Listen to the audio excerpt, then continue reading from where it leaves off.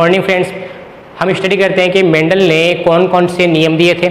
तो उसमें सबसे पहला जो नियम है जो मेंडल ने दिया था, लॉ दिया था, उसको कहते हैं प्रभाविता का नियम, लॉ ऑफ डोमिनेंस उसको हम कहते हैं। ठीक है, ये नियम किसके अकॉर्डिंग दिया था? उन्होंने जो एकल संकर संकरण किया था, एक संकर संकरण, ठीक है, जिसको हम कहते हैं मोनो हाइब्रिड क्रॉस। ठीक है, उसके अकॉर्डिंग इन्होंने प्रभाविता का नियम दिया था, लॉ ऑफ डोमिनेंस दिया था। इस पर डिपेंड करता है ये। अब ये नियम क्या कहता है कि हमारे पास एक ही प्रकार का लक्षण, उसके अलग अलग टाइप्स है, अलग अलग प्रकार है। फॉर एग्जांपल, तने की लंबाई का लंबा और बोना है, और लंबे के लिए हमने क्या कह दिया? कैपिटल टी, और बोने के लिए स्मॉल टी हो गया। संतति में क्या मिलेगा हमें? Capital T small T. और ये पौधा कैसा था? ये लंबा था। ठीक है, तो ये पौधा लंबा था और ये बोना था, यानी ये टोल है हमारे पास और ये ड्वार्फ है। और F1 प्रोजेनी है, ये कैसी है? लंबे है, टोल है। तो देखें यहाँ पर इसने अपना प्रभाव है F1 प्रोजेनी में शो किया है, F1 पीढ़ी में शो किया है, इसने शो नहीं किया है F1 जनरेशन में, F1 पीढ़ी में शो नहीं किया है। तो ये लक्षण कैसा हो जाएगा? ये हो जाएगा प्रभावी लक्षण, और ये कैसा हो जाएगा? अप्रभावी लक्षण। तो यही होता है मेंडल का प्रभाविता का नियम, यानी किसी एक ही प्रकार के लक्षण के दो अलग अलग टाइप का उपयोग करके, दो अलग अलग प्रकार का उपयोग करके संकरण करवाते हैं। तो एक लक्षण है ये संतति में अपना प्रभाव दर्शाता है और दूसरा लक्षण अपना प्रभाव नहीं दर्शाता। दूसरा जो अप्रभावी लक्षण है उसका प्रभाव प्रभावी लक्षण के कारण छुप जाता है। ठीक है, यही क्या था? प्रभाविता का नियम है। और ये किस पर आधारित है? एकल संकर संकरण पर आधारित है। कंप्लीट है। ओके, तो अब हम स्टडी करते हैं कि इसका दूसरा नियम कौन सा? पृथक्करण का नियम। ठीक है, लॉ ऑफ सेग्रीगेशन। सेग्रीगेट कहते हैं अलग अलग हो जाने को। कंप्लीट है। तो देखें, एक हमने क्रॉस करवाया था कैपिटल टी स्मॉल टी को, अगर हम क्रॉस करवाएं कैपिटल टी स्मॉल टी से, तो संतति के अंदर हमें चार टाइप के मिलेंगे, capital T small T, capital T small T और स्मॉल टी। ये तीनों के तीनों कैसे थे? ये लंबे थे, टॉल थे। ठीक है, और ये कैसा है? एक ये बोना है, यानी ड्वार्फ है। ठीक है, ये कैसा था? ये लंबा है और ये भी लंबा है, यानी दोनों टॉल है। तो देखें यहाँ पर दोनों माता पिता लंबे हैं, लेकिन संतति में बोना कैसे आ गया? यानी हम ऐसे कह सकते हैं कि माता पिता है, दोनों का रंग गोरा है, संतति में काला कैसे हो गया? तो देखिए, उसमें कारण ये था कि इनके अंदर अप्रभावी जीन छुपी हुई थी। अप्रभावी जीन छुपी हुई थी। जब युग्मक अलग अलग होते हैं, यानी हमने पढ़ा था कैपिटल टी स्मॉल टी, यहाँ से हम क्या करते हैं? युग्मक को सेपरेट कर देते हैं, कैपिटल टी स्मॉल टी। ऐसे युग्मक को हमने क्या किया था? पृथक किया था। युग्मक को हमने पृथक किया था। गेमिट है, उनको सेपरेट किया था, उनका सेग्रेशन किया था। तो जैसे ही पृथक होते हैं तो जो अप्रभावी है,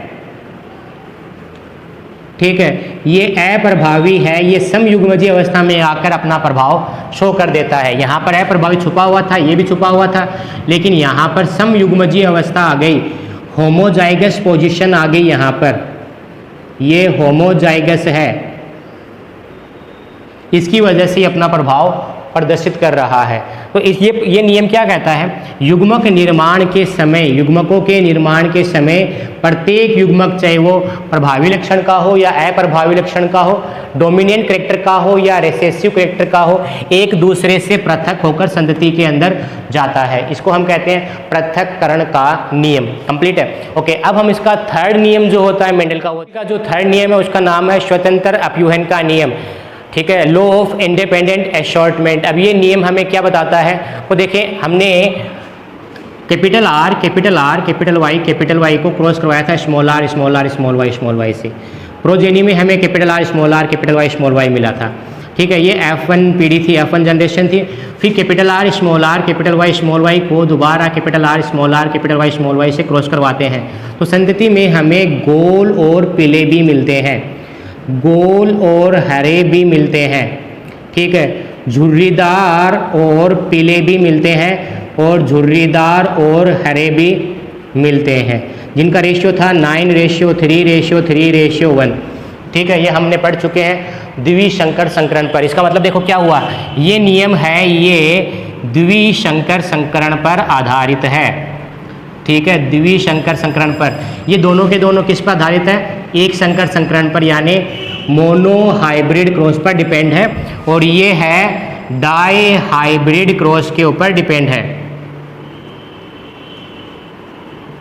डाई हाइब्रिड क्रॉस पर डिपेंड है। कंप्लीट है। अब देखें यहाँ पर ये क्या कहता है, गोल के साथ में हमारे पास पीला था, ये गोल है और पीला था, और ये कैसा था, ये झुर्रीदार और हरा था, इनका क्रॉस करवाते हैं तो F2PD में हमें गोल और हरा भी मिल गया, झुर्रीदार और पीला भी मिल गया, राउंड एंड ग्रीन भी मिल गया, और व्रिंकल्ड और येलो भी मिल गया। इसका मतलब क्या हुआ कि गोल और पीला, गोल के साथ में जो पीला था और झुर्रीदार के साथ में हरा था, ये एक दूसरे से चिपके हुए नहीं रहेंगे, यानी एक दूसरे के साथ साथ में हमेशा नहीं रहेंगे, ये एक दूसरे से पृथक होकर, स्वतंत्र होकर संतति में जाते हैं। यानी दो अलग अलग लक्षणों का हम प्रयोग करके संकरण करवाते हैं तो प्रत्येक लक्षण एक दूसरे से स्वतंत्र हो जाएगा और स्वतंत्र होकर संतति के अंदर जाता है। कंप्लीट है। और यही क्या कहता है, यही होता है मेंडल का स्वतंत्र अपव्यूहन का नियम। इसका मतलब क्या हो गया, गोल के साथ में पीला है तो गोल के साथ में हरा भी आ सकता है, झुर्रीदार के साथ में हरा था तो झुर्रीदार के साथ में पीला भी आ सकता है, प्रत्येक लक्षण एक दूसरे से स्वतंत्र हो जाएगा। कंप्लीट है। ओके, एक चीज़ और याद रखना है, पृथक्करण का जो नियम है उसको एक और नाम कहते हैं युग्मकों की शुद्धता का नियम, युग्मकों की शुद्धता का नियम, purification of gamete, law of purification of gamete भी इसको कहते हैं, गैमेट्स है उनका प्यूरिफिकेशन का लॉ भी कहते हैं।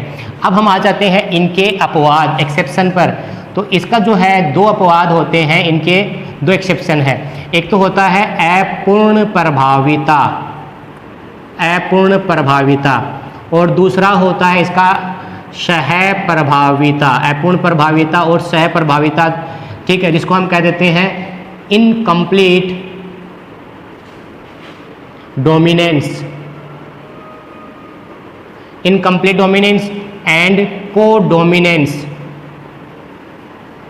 ये दो किनके अपवाद है, प्रभाविता के नियम के, लॉ ऑफ डोमिनेंस के एक्सेप्शन है, कोडोमिनेंस और इनकम्प्लीट डोमिनेंस, अपूर्ण प्रभाविता और सह प्रभाविता। युग्मकों की शुद्धता का नियम का कोई अपवाद नहीं है, ये यूनिवर्सल ट्रुथ है, सार्वभौमिक सत्य है युग्मकों की शुद्धता का नियम, इसका कोई एक्सेप्शन नहीं है। कंप्लीट है। थर्ड हमारे पास है स्वतंत्र अपव्यूहन का नियम, और इसका अपवाद हमें देखने को मिलता है, उसको हम कहते हैं सहलगनता, ठीक है, जिसको हम कहते हैं लिंकेज। ओके, तो ये था मेंडल के नियम। तो मेंडल के नियम और उनके अपवाद हमने जान लिए।